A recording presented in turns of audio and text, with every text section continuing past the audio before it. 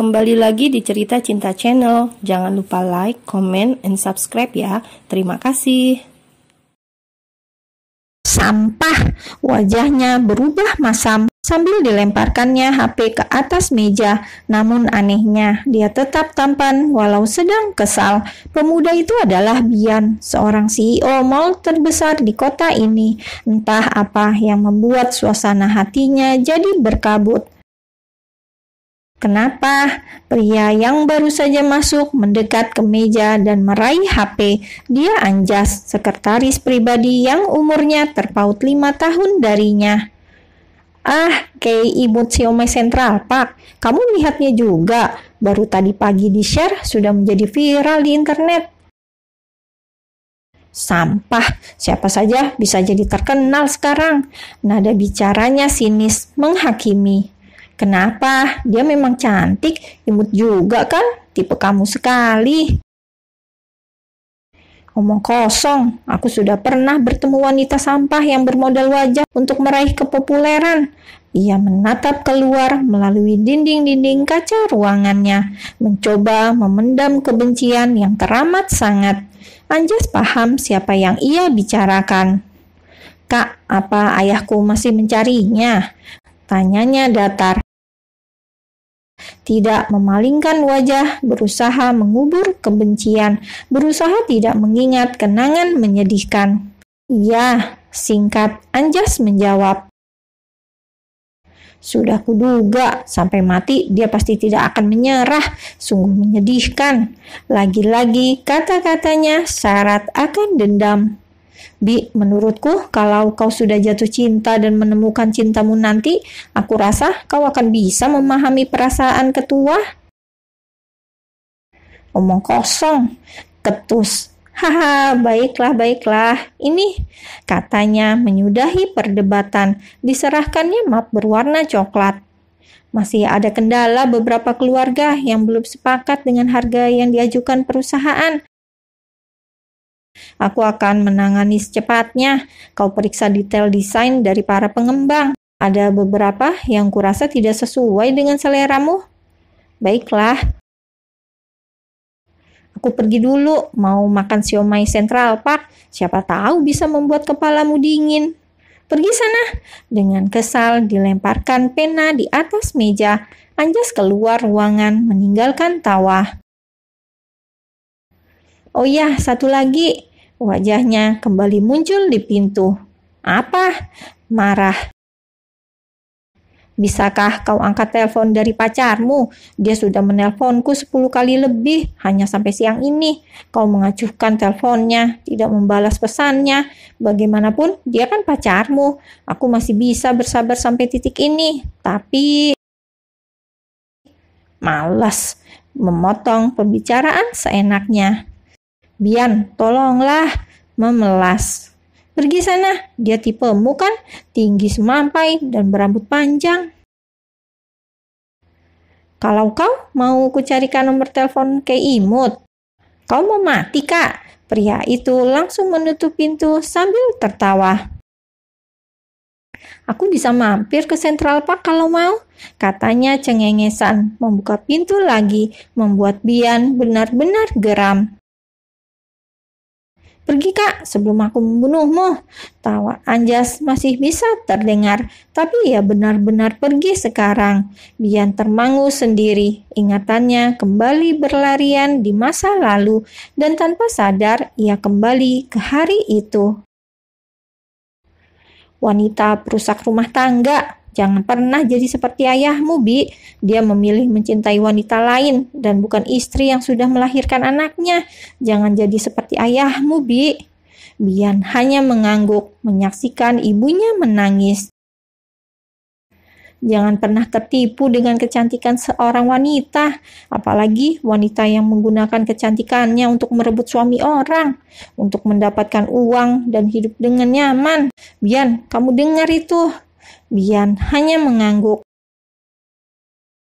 Ibu benar-benar benci wanita itu. Kamu juga harus membencinya. Kamu dengar, hanya kamu satu-satunya putra Adiguna Sanjaya. Tidak ada yang lain. Hanya kamu satu-satunya ahli waris Adiguna Group. Ingat itu baik-baik. Kamu dengar, Bi? Sampai kapanpun kamu akan selalu ada untuk ibu, kan? Bian mengangguk. Hidupnya tumbuh dibumbui oleh rasa benci, ibunya yang malang dan perlu dikasihani, ayahnya yang harus dibenci. Kak Anjas sering mengatakan kalau ia telah jatuh cinta suatu hari nanti, ia akan bisa tahu bagaimana perasaan ayahnya. Cih, aku tak pernah ingin jadi seperti laki-laki itu, batinnya kesal. Kenapa aku ini? Bian menggerutu. Diambilnya amplop coklat yang tadi diserahkan Anjas padanya. Ada 5 perusahaan yang akan memperebutkan tender pembangunan Grand Mall. Semua menyerahkan konsep desain awal dengan terperinci. Berusaha memenangkan tender besar. Kenapa aku jadi kesal?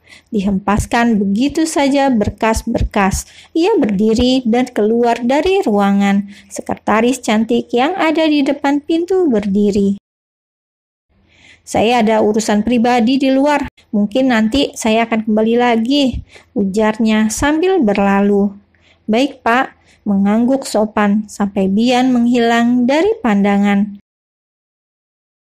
Bian keluar dari gedung menuju parkiran. Satpam kantor menyambut dengan hormat. Mau keluar, Pak? Tanyanya sopan. Bian hanya mengangguk. Diserahkannya kunci mobil. Bisa ambilkan mobil? Baik, Pak. Tidak lama mobilnya sudah datang. Satpam kantor keluar sambil membukakan pintu. Terima kasih, ucap Bian sekenanya. Sama-sama, Pak. Ia menunduk hormat sampai mobil Bian keluar dari area kantor, lalu ia kembali menuju pos jaga. Siang semakin panas. Tidak ada tempat yang ingin ia kunjungi. Ia menyetir mobilnya mengikuti arus kendaraan. Ia terlonjak mendengar bunyi HP-nya. Dilihatnya sekilas. Gadis pengganggu memanggil. Itu semakin membuat moodnya bertambah buruk saja. Dilemparkannya HP ke kursi belakang. Benda tak berdosa itu berhenti bergetar. Dengan sebal, ia menghidupkan radio mobil. Terdengar penyiar bicara banyak sekali, lalu ia mulai memainkan musik. Sebuah lagu memenuhi udara, mengusir entah perasaan apa di hatinya.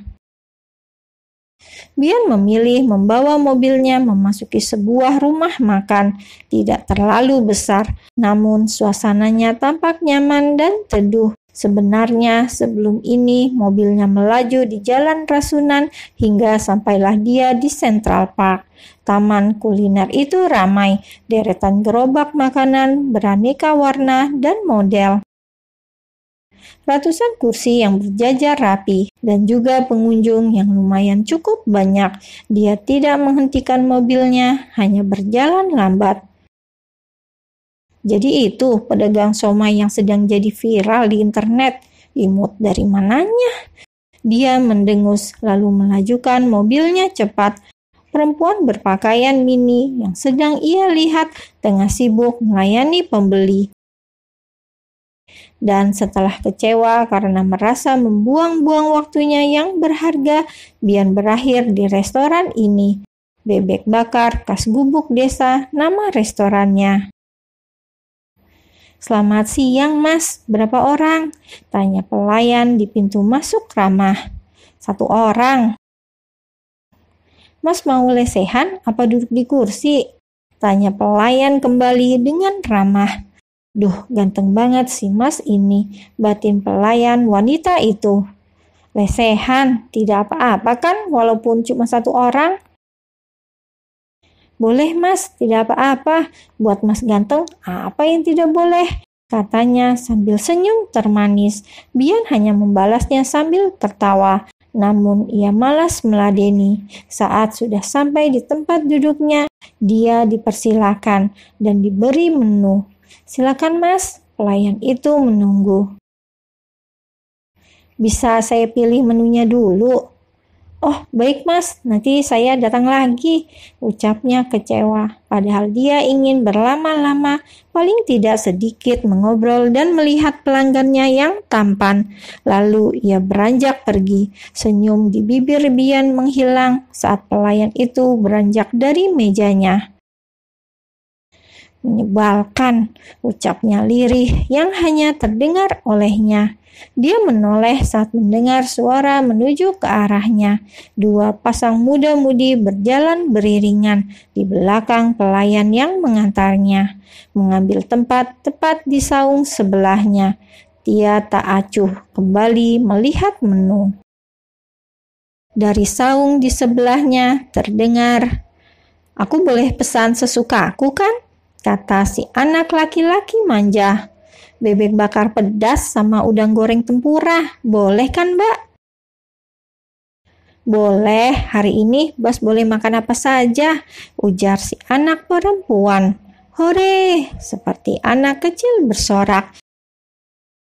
Mereka dengan cepat memesan 2 porsi nasi, udang tempura, dan 2 bebek bakar pedas, serta lalapan, dan 2 gelas jus mix jambu dan sirsak. Sementara si anak laki-laki manja itu terus bercerita tentang soal-soal ujian terakhirnya di sekolah, tentang temannya yang tadi ketahuan menyontek, tentang guru bernama Bu Maryam yang super baik, banyak membantunya, memberi materi-materi soal padanya karena dia ikut klub matematika di mana Bu Maryam sebagai pembimbing. Dan si wanita itu pun mendengarkan dengan antusias, menimpali sesekali, dan tertawa dengan riang, suaranya terdengar manis.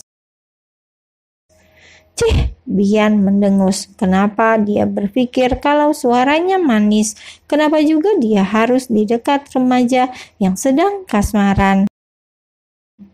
Saat pelayan datang untuk mencatat pesanannya, tanpa sadar ia menyebut menu yang sama dengan saung sebelahnya. Udang tempura, bebek bakar pedas, lalapan, dan juga jus mix jambu dan sirsak. Setelah pelayan itu pergi, ia baru menyadari, menggerutu tidak percaya. "Hari ini aku benar-benar aneh," pikirnya. Telinganya kembali mendengarkan pembicaraan di saung sebelah. "Hari ini dagangan Mbak laris ya? Tadi aku datang ramai sekali." "Iya, Mbak juga bingung. Hari ini ramai. Para pedagang yang lain juga bersorak-sorak tadi. Bikin suasana tambah ramai aja." "Ada yang nembak lagi?" Nada suaranya terdengar marah dan kesal. Bocah itu pasti sedang cemburu, batin Bian. Dasar anak-anak. "Haha," si wanita tertawa. "Kamu tahu kan mereka cuma melakukan itu buat lucu-lucuan. Sudahlah, tidak usah ditanggapi." "Apanya yang lucu?" "Sudahlah, Mbak hanya jualan saja, tidak terlalu peduli dengan hal semacam itu." Suaranya lembut dan meyakinkan. "Tapi Bas tetap tidak suka," anak laki-laki mengatakannya dengan ketus. "Ah, Bas mah memang yang paling sayang sama Mbak." "Cih, apa-apaan mereka? Dasar anak muda zaman sekarang." Pesanan datang secara bersamaan. Bian menoleh memperhatikan pasangan muda-mudi itu. Dia hanya bisa melihat anak laki-lakinya, sementara wajah yang wanita membelakanginya. Hanya punggung dan rambut yang tampak. Apa dia pacaran sama Brondong? Bian mendengus, kesal sendiri tanpa alasan. Ia menyantap makanannya sambil mencari HP-nya di saku jasnya. Ia menggerutu lagi. Ingat ia melemparkan HP di kursi mobil. Ia menghabiskan makannya sambil mendengarkan adegan drama di saung sebelah. Mereka makan sambil mengobrol. Pria itu terlihat bahagia dari senyum dan tawa yang terdengar lepas. Anak muda yang tampan, batin Bian. Tapi menyedihkan, bagaimana bisa dia pacaran dengan perempuan yang lebih tua darinya. Minta ditraktir pula. Kalau bahkan belum bisa mencari uang, berani-beraninya pacaran. Ternyata banyak sampah di dunia ini. Orang-orang yang begitu mudahnya mendapat kenyamanan hanya karena wajah mereka. Lagi-lagi Bian mengambil kesimpulan semaunya. Bian selesai lebih dulu dari mereka. Dia pun pergi menuju kasir dan membayar makanannya. Dari jauh dia menoleh ke arah saung muda-mudi tadi. Wanita itu masih bicara. Bian melengos dan pergi. Ia bahkan tidak tahu apa makanan yang ia makan tadi enak atau tidak. Pemuda yang kesal tanpa tahu penyebabnya itu adalah Bian Nugara, putra tunggal dan pangeran di kerajaan bisnis Adiguna. Selalu bersikap baik pada keadaan apapun. Banyak mata yang akan memperhatikanmu, menilai semua tingkah lakumu, dan mengkoreksi sekecil apapun kesalahanmu. Apapun yang kamu lakukan, perbuatan, dan keputusan apa yang akan kamu pilih akan menjadi sorotan publik, karena apapun itu akan mempengaruhi banyak orang. Di usiamu yang masih muda, jangan pernah menunjukkan kelemahan dan ketidakberdayaanmu. Selalu tersenyum walaupun hatimu sedang marah. Cakaplah dalam mengambil keputusan. Jangan pernah menunjukkan kelemahanmu di hadapan orang lain. Walaupun kamu tidak menyukai apa yang ada di hadapanmu, simpanlah itu sendiri. Biarkan hanya yang baik saja yang dilihat orang. Seperti itulah ia hidup. Bagaimana ia belajar memerankan dirinya selama ini. Ia biasanya bisa dengan baik mengontrol pikirannya. Namun entah kenapa foto viral di internet yang ia lihat pagi tadi benar-benar membuatnya berpikir dan bersikap tidak seperti biasanya.